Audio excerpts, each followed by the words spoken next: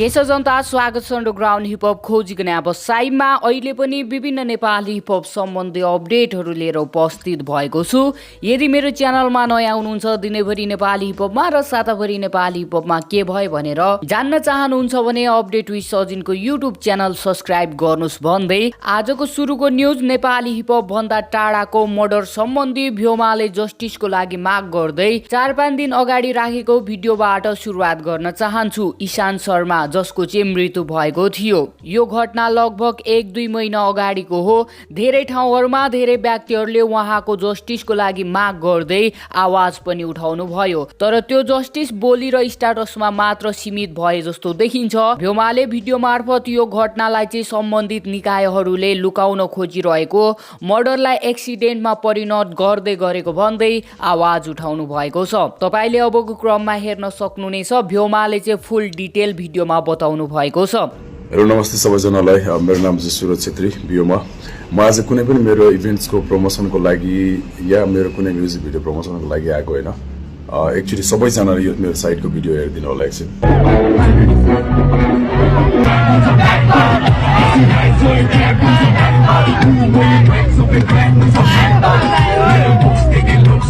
यो क्लिप चाहिँ मेरो आफ्नै होम टाउन रुद्रपुर गत मङ्सिर 28 गतेको दिनमा मेरो इभेन्ट थियो सुनगावा क्रिस्टल क्राउन रिसोर्टमा। सो त्यतिखेरको हो। उहाँ भाइ आउनुभयो मसँग भेट्नको लागि, एकदमै खुसी हुनुहुन्थ्यो। मसँग रुममा पनि आउनुभयो, आफ्नो साथीभाइहरूले लिएर आउनुभयो, फोटो खिच्नुभयो। अनि स्टेज अगाडि पनि एकदमै राम्रो तरिकाले भाइब गरिराख्नु भएको थियो। मैले भाइलाई हात छोपेर माथि ताने, मसँग आधा घन्टा जस्तो स्टेजमै रमाएर बस्नुभयो सबै कुराहरू होइन। र लास्टमा सो सकियो। सो एकदमै राम्रो भयो र जाने बेलामा पनि ल दाइ भनेर फेरि फोटो खिचेर हात मिलाएर निस्किनु भयो उहाँ त्यहाँबाट। त्यसपछि उहाँसँगै थुप्रै अब अरू मेरो रुद्रपुरको भाइहरू पनि हुनुहुन्थ्यो, सबैजना निस्किनु भयो। त्यसको भोलिपल्ट म काठमाडौँ फर्किन्छु र त्यसको 2 दिनपछि रुद्रपुरमा एउटा नराम्रो घटना घट्छ। भाइको मर्डर हुन्छ, भाइको हत्या हुन पुग्छ। भाइको शव चाहिँ हाम्रो भाइकै घरको साइडमा एउटा व्यवहारिक तरिकाले हाम्रो नालीको भित्र चाहिँ भेटिन्छ। भाइको एकदमै नराम्रो तरिकाले अङ्गभङ्ग भएको अवस्थामा, पछाडि चोट अनि आँखा ड्यामेज दुइटै होइन, त्यो तरिकाले आफ्नै घर छेउको नालीको भित्र चाहिँ एकदमै ब्रुटल तरिकाले मर्डर भएको अवस्थामा भेटिन्छ उहाँको घरको साइडमै। अत्यन्तै दुःखद क्रुसल हत्या हुन पुग्यो हाम्रो रुद्रपुर, हाम्रो सानो 17 वर्ष भाइको। सो त्यसपछि एकदमै हाम्रो रुद्रपुरमा डरको माहौल, त्रासको माहौल हुन्छ सबैतिर, चारैतिर। त्यसपछि दिन बित्दै जान्छ, 1 दिन, 2 दिन, 3 दिन, 4 दिन, 1 हप्ता, 2 हप्ता।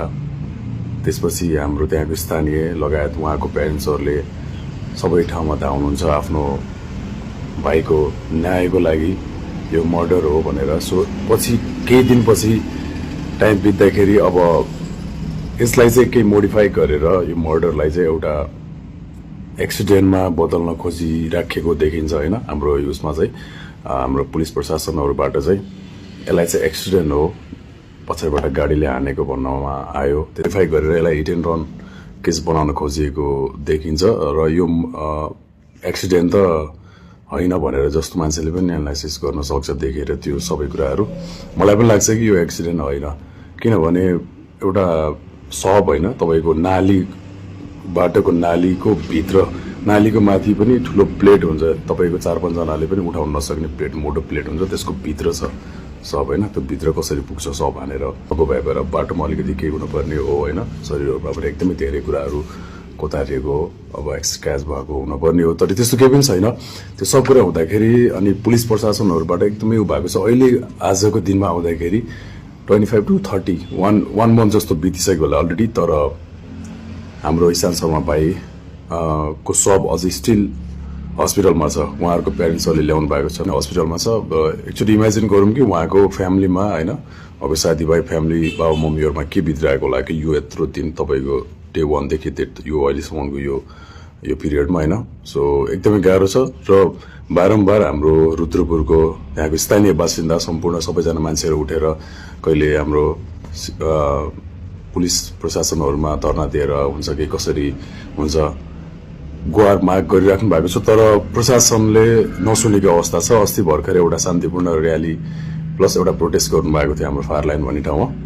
त्यतिखेर पनि प्रशासनहरूबाट चाहिँ अलिकति हाम्रो प्रोटेस्ट गर्नुहुने हाम्रो महानुभावहरूमाथि चाहिँ अलिकति दुर्व्यवहार भएको भन्ने पनि सब कुरा आइरहेको छ। भिडियोजहरू पनि मैले हेरेको थिएँ। सो यस्तो चाहिँ हुनु हुँदैन। हाम्रो ठाउँको हाम्रो कानुन व्यवस्था यो छ होइन। सो छिटोभन्दा छिटो यसको चाहिँ सत्य तथ्य बाहिर आओस् भन्न चाहन्छु। तर योभन्दा ढिलो अरू के हुनसक्छ र एउटा आफ्नो ठाउँमा यस्तो टाइपको क्रुसल हत्या भएको छ, मर्डर भएको छ र यसको इन्भेस्टिगेसन गर्नलाई पुलिसलाई एक महिनासम्म लागिरहेको छ र अझै पनि यसको सत्य तथ्य के बाहिर ल्याउन सकेको छैन भन्दाखेरि त अब हाम्रो ठाउँको प्रशासन, हाम्रो पुलिस प्रशासन, हाम्रो कानुनमाथि त हामीले कसरी विश्वास गर्ने एउटा बाटो नै भएन नि होइन।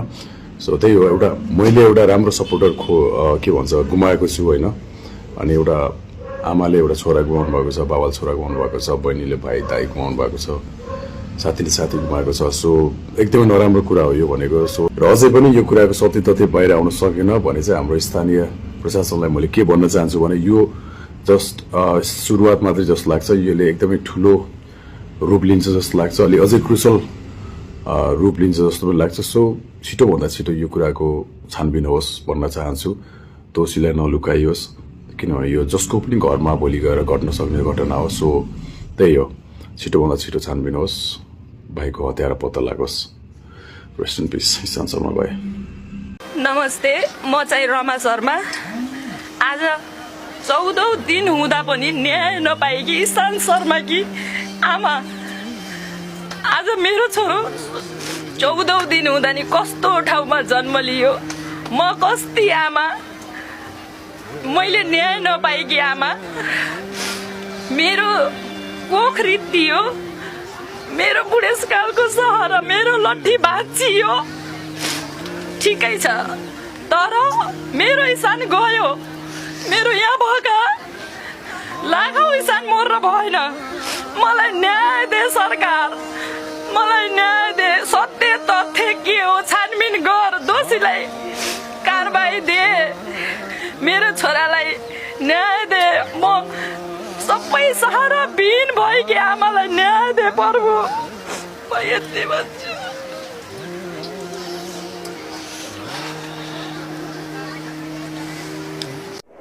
यो दुःखद प्रसङ्गपछि नेपाली हिपहपमा आएका सङ्गहरूको बारेमा कुराकानी गर्न चाहन्छु। I came from the street भनेर चाहिँ म्युजिक भिडियो हिजोको दिनमा सार्वजनिक गरेका छन् सर्वनाशले। धेरैजनाले सोचिरहनु भएको छ योभन्दा अगाडि वाल मार्टिनसँग बिफ परिरहँदा सबलिमिनल या त यो चाहिँ डिस हुन सक्छ भनेर धेरैले अनुमान लगाउनु भएको थियो। तर हामीले फुल सङ सुन्दा त्यस्तो भेट्दैनौँ। तपाईँलाई के लाग्छ कमेन्ट बक्समा कमेन्ट गर्न सक्नुहुनेछ। एउटाले भन्यो मैले चाकिसक्यो हर्न सा, अर्कोले भन्न थाल्यो खान सा त घर नजा।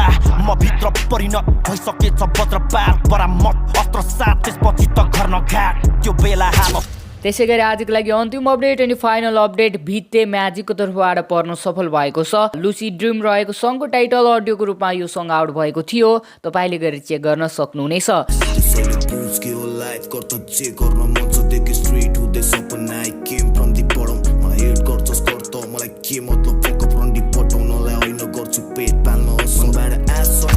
सम्पूर्णलाई ह्याप्पी होली। त्यस कारणले गर्दा पनि छिटो भिडियो सार्वजनिक भयो। भरे न्युज भएको खण्डमा लिएर उपस्थित हुनेछु। सिसी चेक एपिसोड आउँदैछ, तपाईँहरूको लिङ्क कमेन्टमा छोड्नुहोस् भन्दै ह्याप्पी होली। हस्त नमस्ते, जय हिपहप।